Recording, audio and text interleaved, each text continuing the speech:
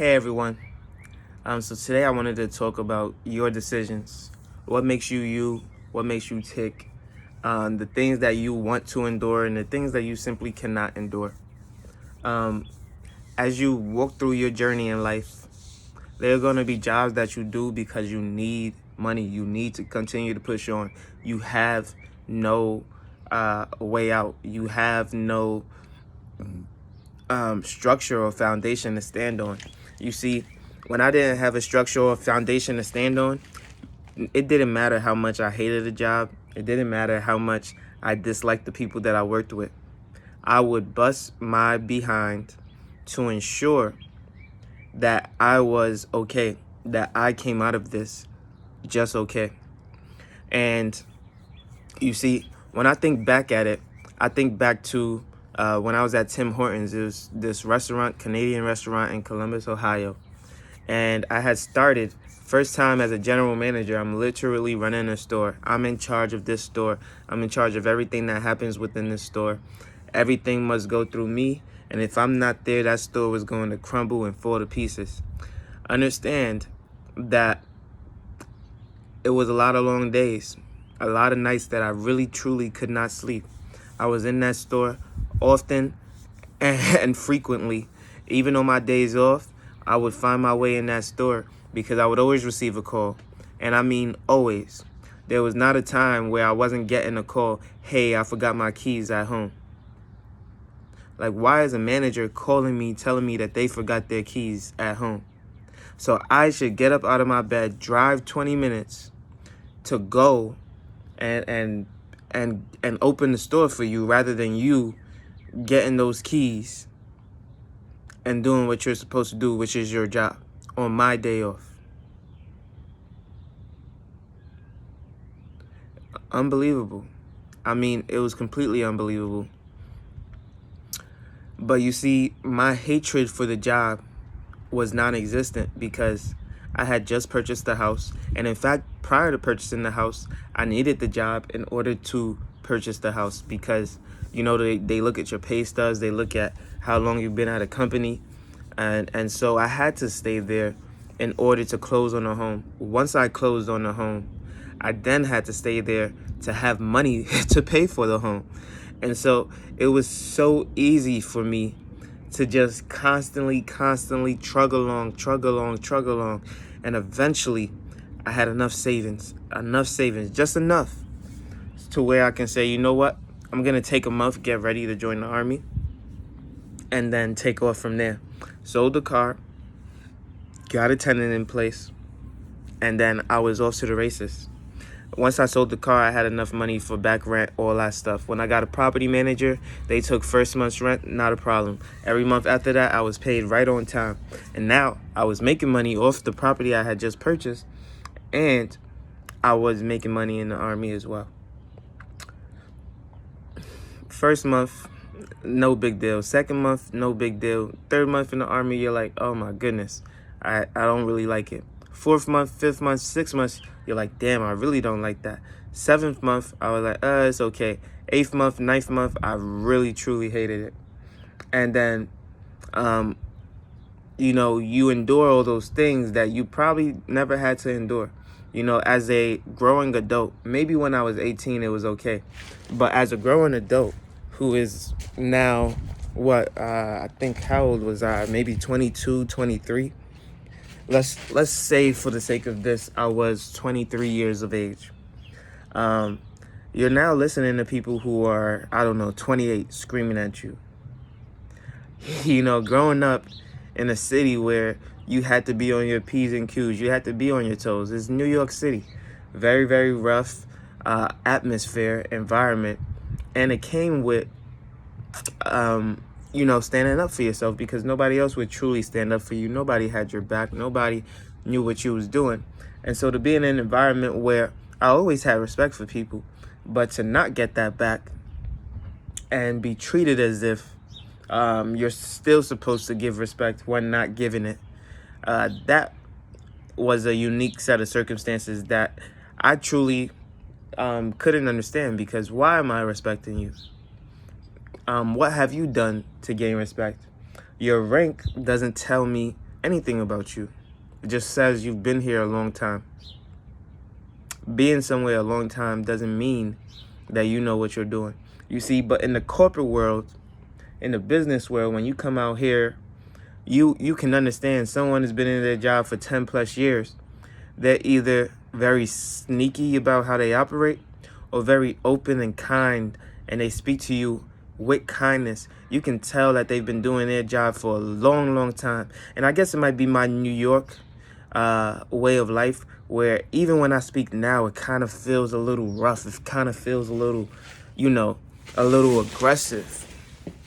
And I've also been blessed with the opportunity to still show people who I am rather than them assume who I am. You see, just because of how I talk doesn't necessarily mean I'll be written off right away.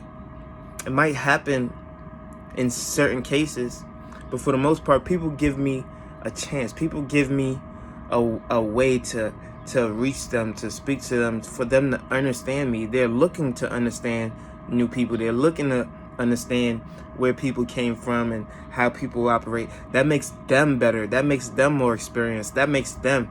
Anyone who shies away from that is truly not really trying to learn someone else, right? And if you're not trying to learn someone else in the management business, in the management field, then you're doing a disservice to yourself. So that Army life was hard, but I had to do it because one, I was on contract, and then two, I didn't have a home to go back to. It was being rented out. And so when I really did save up a lot of money and when I really was ready to leave, I had a job as a general manager once again. And when I was a general manager, I actually enjoyed the job. There was absolutely nothing that I disliked about the job. It was for a family-owned business. The family was in there a lot. So unlike when I was just running the store by myself, there was a lot of nights where I would run a shift. I would close the store often for them, but they would not have me open the next day, right? There was always somebody.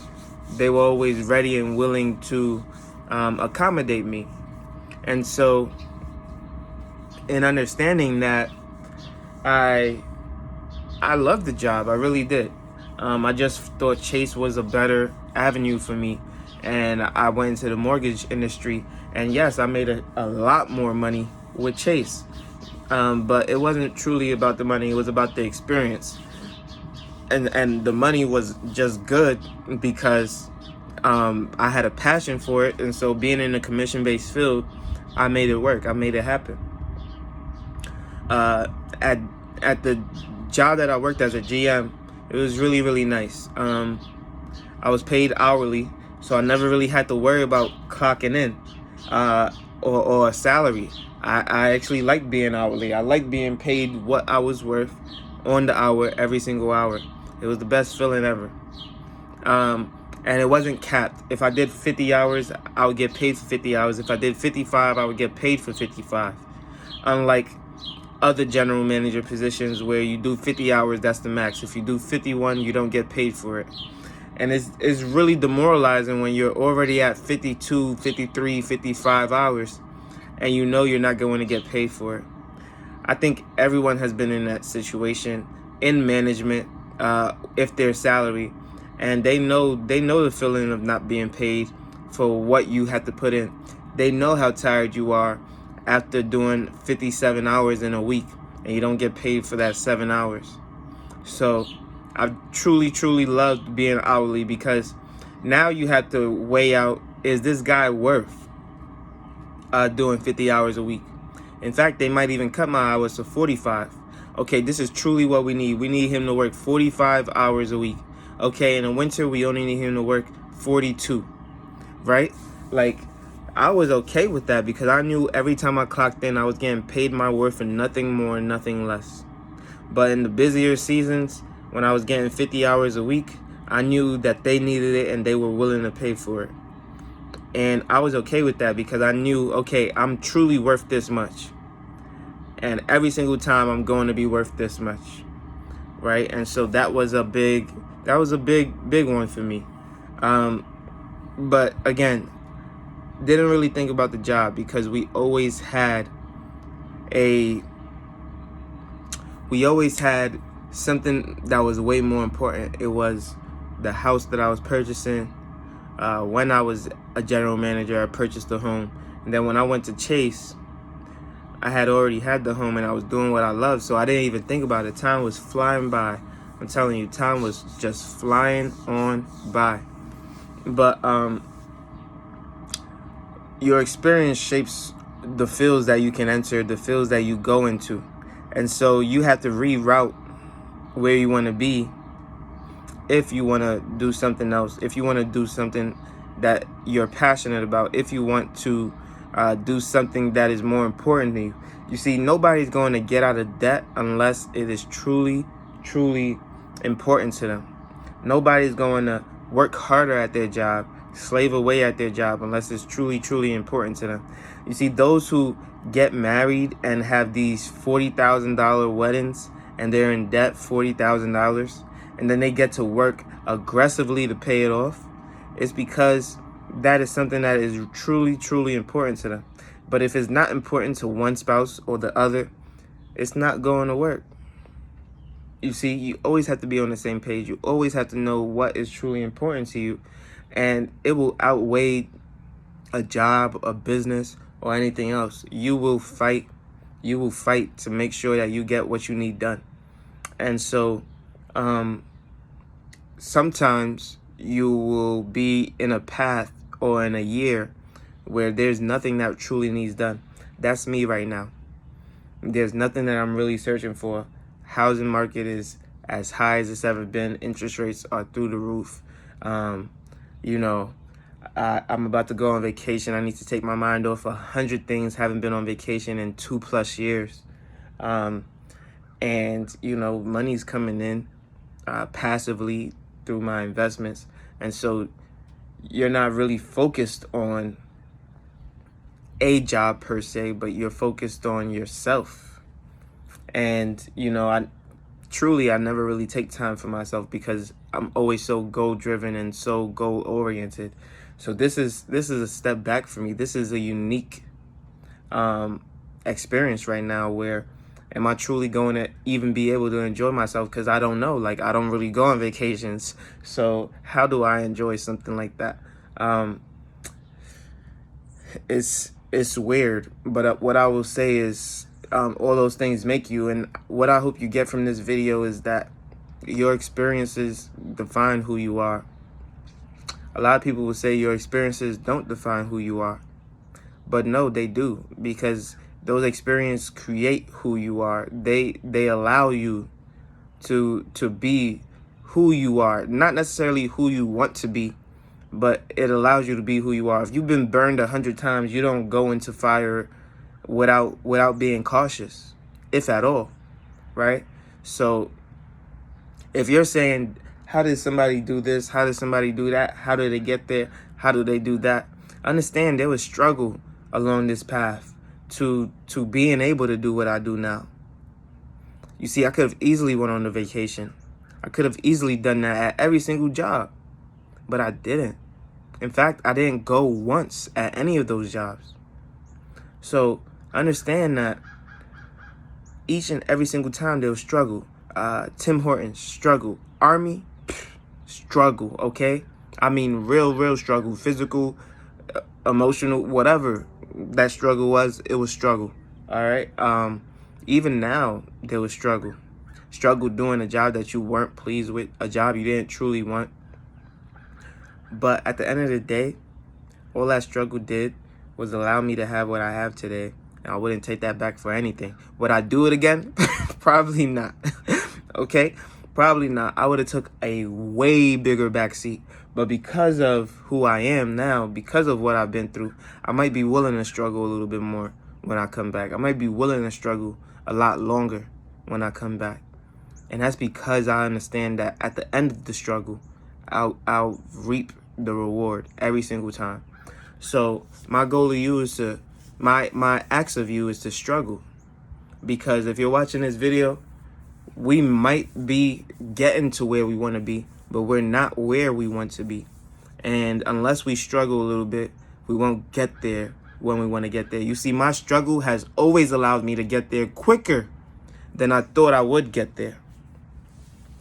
You see, that struggle has always allowed me to get there quicker than I thought I would get there. It was long every time, but I got there. It was hard every time, but I got there quicker. You see, when I thought it was a 2-year plan, it became a 1-year plan. When I thought it was a 1-year plan, it became a 6-month plan. I'm talking about every single time it was cut in half. I don't know where I got the money from. I don't know how it worked out, but it always did. So when you struggle, you will get there sooner than you possibly could have ever expected. Make sure you like this video and comment down below for what you want to hear next. You know I post every single day at 8 a.m. daily, and I can't wait to see you on the next one. Peace.